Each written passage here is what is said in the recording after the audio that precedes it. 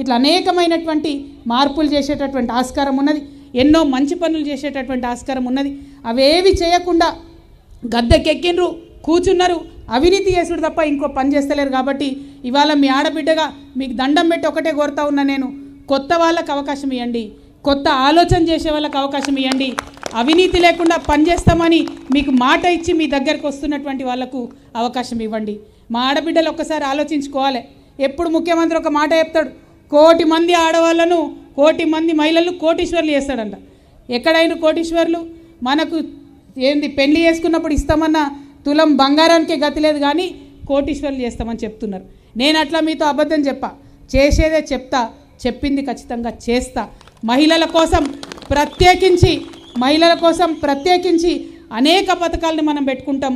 ఆడబిడ్డలు ఒక 10 రూపాయలు తమ కుటుంబ సంపాదనతో పాటు ఎక్కువ సంపాదించుకోవడానికి ఒక ఆడబిడ్డగా నా మనసు మొదలు మీ దిక్కే చూస్తుంది. ఎక్కడ పోయినా ఏ సభకు పోయినా నా కన్ను మా అక్క చెల్లెలు ఎక్కడున్నారని వెతుకుతుంది. కాబట్టి ఒక ఆడబిడ్డగా నాకు అధికారం ఇస్తే నేనుంటే మీ మీదే ఎక్కువ ఆలోచన చేస్తా అనే విషయాన్ని కూడా నేను ఈ సందర్భంగా తెలియజేస్తూ ఉన్నా.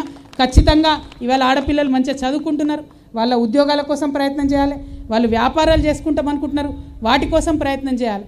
ఇలా ఒక మాట చెప్పండి అక్క, మీరు సెల్ఫ్ హెల్ప్ గ్రూప్లలో ఉంటారు, మీకు లోన్ ఇస్తున్నారు, కానీ వడ్డీ లేని రుణాలు కేవలం 5 లక్షల వరకే ఇస్తున్నారు తప్పితే ఎక్కువ ఇస్తలేరు. అది ఆ గవర్నమెంట్ అయినా ఈ గవర్నమెంట్ అయినా ఎప్పుడన్నా ఒకసారి ఎమ్మెల్యే ప్రోగ్రామో మంత్రి ప్రోగ్రామో ఉంటే మీ అందరిని అక్కడ పిలిచి అందరి ముంగట చెక్ ఇస్తారు, లేకపోతే మాత్రం అట్లనే పెండింగ్ పెడతారు. కానీ నిజమైన వ్యాపారం చేసి మీరు ఒక 2 రూపాయలు సంపాదించుకునేటట్టు మాత్రం ఎక్కడ స్కీమ్లు వేస్తలేరు. కానీ రేపటి నాడు తెలంగాణ రక్షణ సమితి అధికారంలోకి వస్తే చిన్నపిల్లలు యూత్ 18 ఏళ్ళ నుంచి 40 సంవత్సరాల వరకు ఆడపిల్లలైనా మగపిల్లలైనా మీకు ఏదైనా వ్యాపారం చేయాలని ఉన్నా, మీకు ఏదైనా కొత్తగా పెట్టుకోవాలని ఉంటే, స్టార్టప్ పెట్టాలని ఉన్నా కూడా 2 లక్షల నుంచి 20 కోట్ల రూపాయల వరకు డైరెక్ట్గా బ్యాంకుతో సంబంధం లేకుండా మీ ప్రభుత్వమే మీకు లోన్ ఇస్తుంది. మిమ్మల్ని నమ్మి, మీ స్వశక్తిని నమ్మి, మీరు పెట్టేటటువంటి ఇండస్ట్రీస్ నమ్మి మీకు లోన్ ఇస్తుందని ఈ సందర్భంగా నేను తెలియజేస్తున్నా.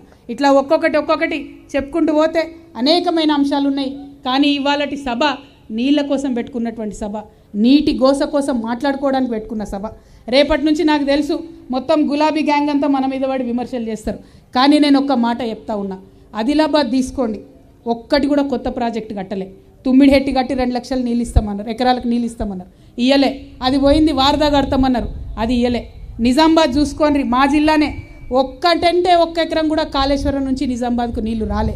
కరీంనగర్ చూసుకోండి, పాతయే అదే Yellampalli SRSP mid Maner lower Maner dam నుంచి వచ్చే నీళ్లను ఆయకట్టును స్థిరీకరణ చేసిరు తప్పితే ఒక్క కొత్త ప్రాజెక్టు కట్టలేదు, 1 ఎకరానికి కొత్త ఆయకట్టు ఇవ్వలేదు.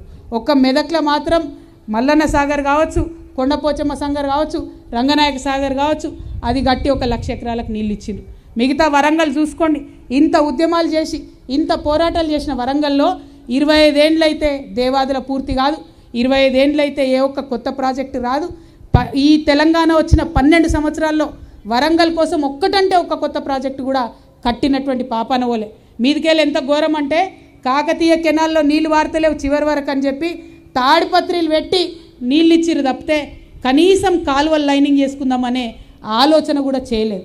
నల్గొండ జిల్లా గురించి ఆలోచన చేస్తే ఘోరమైన పరిస్థితి, కనీసం ఒక రిజర్వాయర్ కొత్తది కూడా తవ్వనటువంటి పరిస్థితి ఉన్నది.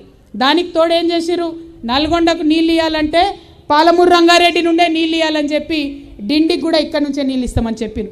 డిండి లిఫ్ట్ పనిచేయాల్సిందే, నల్గొండకు నీళ్లు రావాల్సిందే. కానీ అనేకమైనటువంటి సోర్సెస్ ఉన్నాయి. గంధమల్ల సాగర్ ఉన్నది, సంగారెడ్డి కెనాల్ అని ఇంకోటి ఉన్నది, ఎలిమినేటి మాధవరెడ్డి కెనాల్ ఉన్నది, ఎస్ఎల్బీసీ నుండి సోర్స్ ఉన్నది. అవన్నీ పక్కకు పెట్టి పాలమూరు రంగారెడ్డికేలే నల్గొండకు నీళ్ళు ఇస్తామని పాలమూరుకు నల్గొండకు పంచాయతీ పెట్టుడు తప్పితే ఒక్కటి కూడా పనికొచ్చే పని జరగలేదు. ఇది చాలా దారుణమైన విషయం. తెలంగాణ యావత్తు కూడా నీళ్ల విషయంలో అన్యాయం జరిగింది. ఆ అన్యాయాన్ని సవరించడానికే, మన తెలంగాణ ప్రజల నీటి హక్కులను పరిరక్షించడానికే ఇవాళ తెలంగాణ రక్షణ సేన పుట్టుకొచ్చిందని చెప్పి తెలియజేస్తూ, తెలంగాణ రక్షణ సేన ఆధ్వర్యంలో మరొక నీటి ఉద్యమం ప్రారంభం కాబోతా ఉంది.